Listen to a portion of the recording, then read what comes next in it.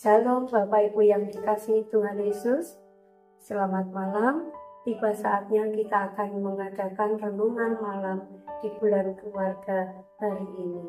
Kita akan membaca dari Injil Markus pasal 4 ayat 3 sampai dengan 8 dan ayat 14 sampai dengan 20. Namun sebelum kita membacanya, kita akan masuk di dalam doa terlebih dahulu. Mari kita satu dalam doa. Tuhan Yesus yang baik, selamat malam Tuhan.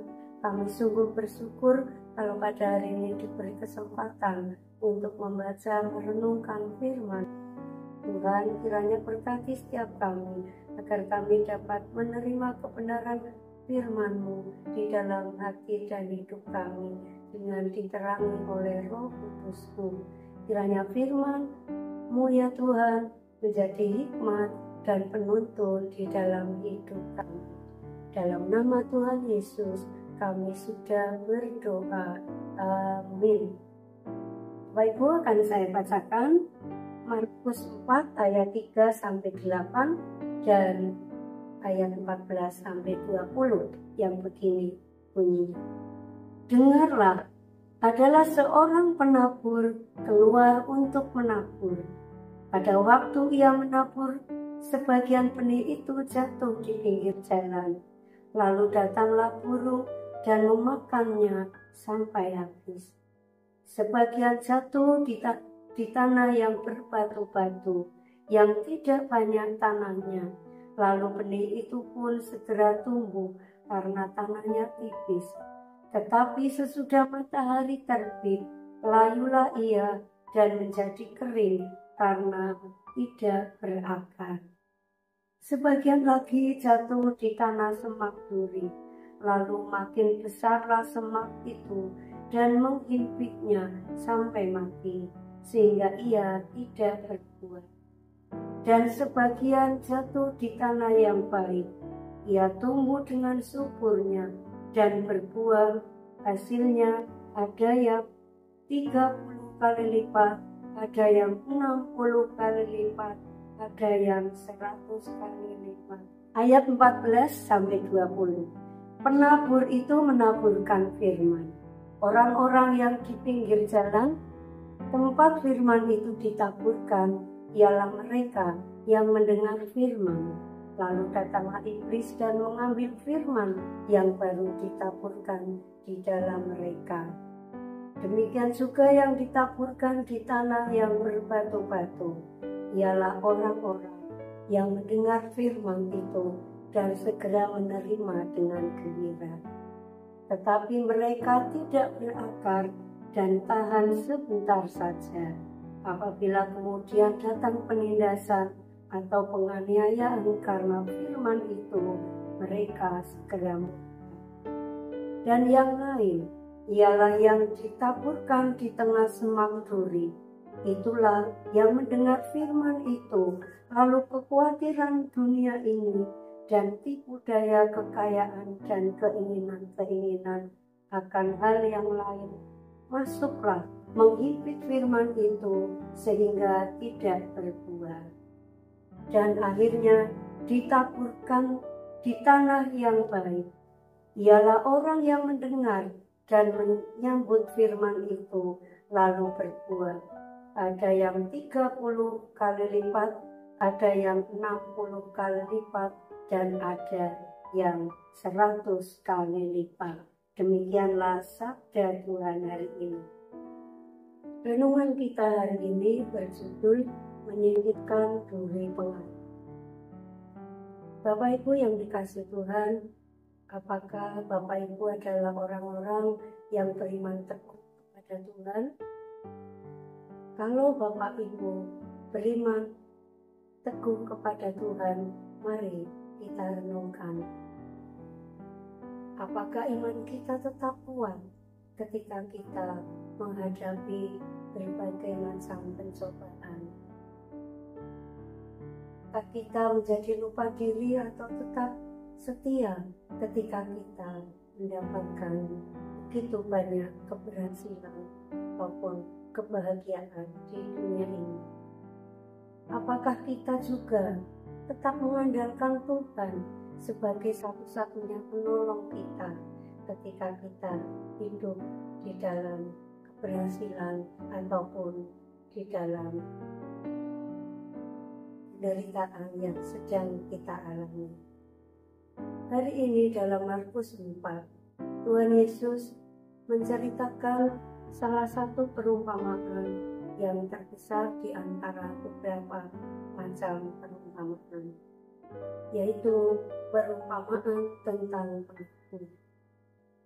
Dalam cerita tadi, seorang penabur menaburkan benih dan benih itu jatuh pada beberapa tanah. Yang pertama, benih jatuh di tepi jalan dan benih itu telah dirampas oleh burung. Kemudian benih yang kedua tumbuh di semak duri, dan semak duri yang semakin besar dalam pertumbuhannya, benih itu pun tumbuh, tetapi semak duri mencekik, semak duri menghimpit dan mencegahnya berbuah, sehingga benih itu tidak mengalami berbuah dan mati. Duri dalam perumpamaan ini adalah bersifat simbolis. Jadi mari kita lihat apa yang dilambangkannya. Pada kitab 2 Korintus 12 ayat 7, Paulus berkata, "Aku diberi duri di dalam dagingku, seorang utusan iblis untuk menggosok aku." Kita membaca bahwa duri dalam bagian ini melambangkan utusan iblis atau utusan setan. Dan yang menariknya lagi adalah bahwa Paulus, seorang rasul yang terbesar, seorang yang hidupnya berpusat pada Tuhan Yesus, dan seorang penulis kitab yang terbanyak, sepertiga bagian dari Perjanjian Baru adalah tulisan Rasul Paulus.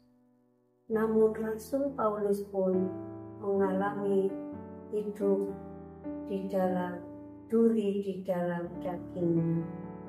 Itu membuktikan bahwa tidak peduli siapa kita atau di mana kita berada dalam perjalanan kita dengan Tuhan, duri itu akan selalu mencoba menghalangi firman Tuhan yang akan masuk dalam hidup dan diri kita.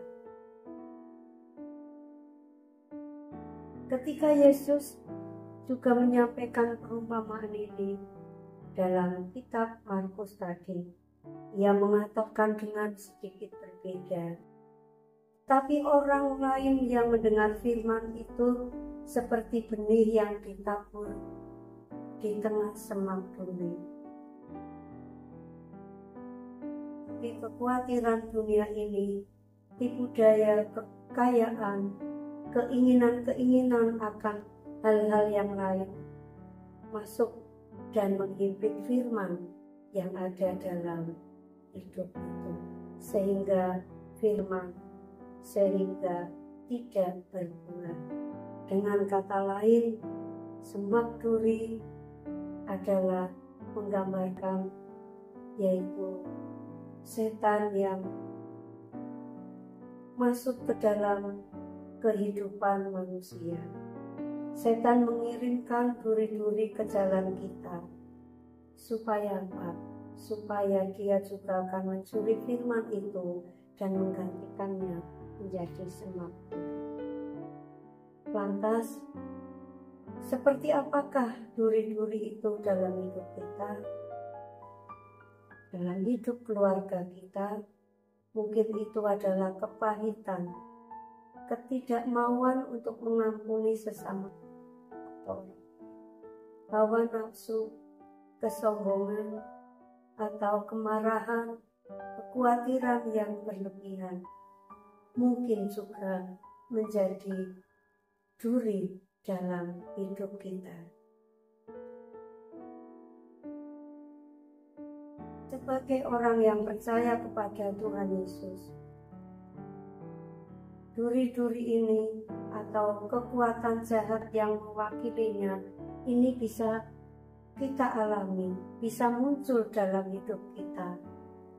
Namun sebagai orang yang beriman pada Tuhan, Tuhan telah memberi kita satu-satunya Allah, yaitu firman-Nya, untuk menyingkirkan duri itu untuk selamanya, dan kita hidup berjalan dalam kebebasan, dalam pimpinan Tuhan. Oleh karena itu, dalam momen hari ini, hari atau bulan puasa, juga dalam kegiatan doa malam hari ini, mari kita saling mengoreksi diri. Atau jika memungkinkan, kita bisa berbagi, bisa bertanya jawab dengan keluarga kita. Adakah laku dari kita, tutur kata kita yang selama ini membuat tidak nyaman bagi keluarga kita? Juga sampaikanlah apa yang kita rasakan kepada keluarga kita. Intinya kita saling terbuka, saling memberi, mendengar, dan menerima, supaya tidak ada duri di dalam kehidupan keluarga kita. Setelah itu, mari kita untuk mencoba untuk saling memaafkan, memberi pengertian, mensupport, atau yang lain sebagainya. Jangan sampai terjadi persoalan-persoalan kecil dalam keluarga kita akan membuat duri-duri yang tumbuh dalam diri, sehingga menghalangi firman Tuhan untuk kehidupan, untuk hidup dalam diri kita dan keluarga kita. Demikian firman Tuhan dan perenungannya hari ini. Selamat menjalani kehidupan dan menghayati masa dan keluarga ini. Kiranya kasih dan penyertaan Tuhan senantiasa diberikan untuk seluruh keluarga kita, baik keluarga kita yang berada dekat dengan kita maupun yang jauh di antara kita. Selamat malam, Tuhan Yesus memberkati. Marilah kita tutup dengan doa. Tuhan Yesus yang baik, terima kasih Tuhan, kalau pada hari ini kami boleh membaca, mendengarkan firman Tuhan, bahwa Tuhan senantiasa berfirman kepada kami. Tolong kami Tuhan, agar kami boleh menyedarkan hati tanah yang subur, sehingga firman yang boleh kami terima, kami boleh menerima dengan sukacita dan juga dimampukan untuk melakukan apa yang menjadi perintah Tuhan. Jangan biarkan firman itu lalu dalam hidup kami. Meteraikanlah ya Tuhan di dalam hati kami. Roh Kudus-Mu juga kiranya mengajar kami agar kami boleh untuk mendengar firman Tuhan dan taat terhadap firman Tuhan. Terima kasih Tuhan untuk kegiatan bulan keluarga hari ini. Terima kasih untuk seluruh keluarga kami. Kiranya Tuhan berkati kami pada malam hari ini. Kami akan beristirahat. Kiranya Tuhan menjaga, melindungi seluruh keluarga kami dan semua saudara-saudara seiman. Terima kasih Tuhan Yesus, terima kasih. Hanya di dalam nama-Mu, Tuhan kami Yesus Kristus, kami sudah berdoa. Amin. Selamat malam Bapak Ibu yang dikasihi Tuhan Yesus. Selamat menghayati bulan keluarga. Tuhan Yesus memberkati. Salam.